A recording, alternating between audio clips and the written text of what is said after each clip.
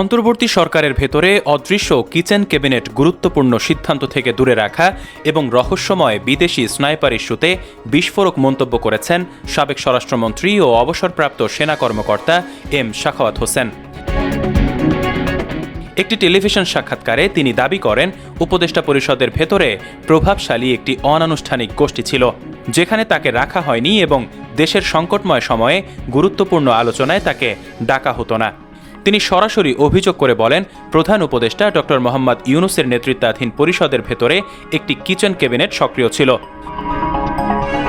তার ভাষ্য, তখন দেশ অগ্নিগর্ভ পরিস্থিতির মধ্য দিয়ে যাচ্ছিল, কিন্তু স্বরাষ্ট্র মন্ত্রণালয়ের দায়িত্বে থাকা সত্ত্বেও তাকে অনেক সিদ্ধান্ত থেকে দূরে রাখা হয়।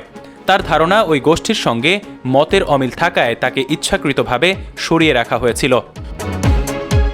স্বরাষ্ট্র মন্ত্রণালয় থেকে তাকে সরিয়ে দেওয়ার প্রসঙ্গে তিনি বলেন, একটি বক্তব্য গণমাধ্যমে খণ্ডিতভাবে প্রকাশের পর পরিস্থিতি বদলে যায়। তিনি আগে থেকেই পদত্যাগ করতে চেয়েছিলেন বলে জানান, তবে প্রধান উপদেষ্টা তাকে দ্রুত সরে না যেতে পরামর্শ দেন, যাতে বাইরে নেতিবাচক বার্তা না যায়। পরে তাকে সরিয়ে দেওয়া হয়। আইনশৃঙ্খলা পরিস্থিতি নিয়ে তিনি বলেন, আন্দোলনের সময় পুলিশকে মাঠে নামানো হয়েছিল, কিন্তু অনেক থানার সদস্য আতঙ্কে বাইরে বের হতে চাইছিলেন না। তিনি নিজে ট্রাফিক পুলিশ ও সাধারণ সদস্যদের সাহস দিয়ে রাস্তায় নামান বলে দাবি করেন। ওই সময় প্রায় 4000 রাইফেল লুট হয়েছিল বলেও জানান তিনি। তার দাবি, এর মধ্যে 1000-এর বেশি অস্ত্র উদ্ধারে তিনি সরাসরি ভূমিকা রাখেন। সবচেয়ে আলোচিত বক্তব্য আসে 7.62 ক্যালিবার অস্ত্র ও রহস্যময় স্নাইপার ইস্যুতে। তিনি বলেন, পুলিশকে কেন এমন সমরাস্ত্র দেওয়া হয়েছিল তা নিয়ে তিনি তদন্ত শুরু করতে চেয়েছিলেন। কিছু ভিডিও ফুটেজে লুঙ্গি গেঞ্জি পরা হেলমেটধারী ব্যক্তিদের এসআই পার্ক এলাকায় হেলিকপ্টারে ওঠার দৃশ্য দেখেছেন বলে উল্লেখ করেন। তার মন্তব্য, ওই ব্যক্তিদের চেহারা ও গঠন স্থানীয়দের মতো মনে হয়নি। বিষয়টি গভীরভাবে তদন্ত হওয়া প্রয়োজন বলেও মত দেন তিনি।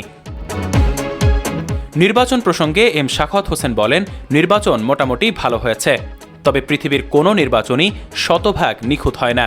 তিনি উল্লেখ করেন, বাংলাদেশ জামায়াতে ইসলামী 2টি আসন পেয়েছে, যা দেশের রাজনৈতিক বাস্তবতায় একটি বার্তা বহন করে।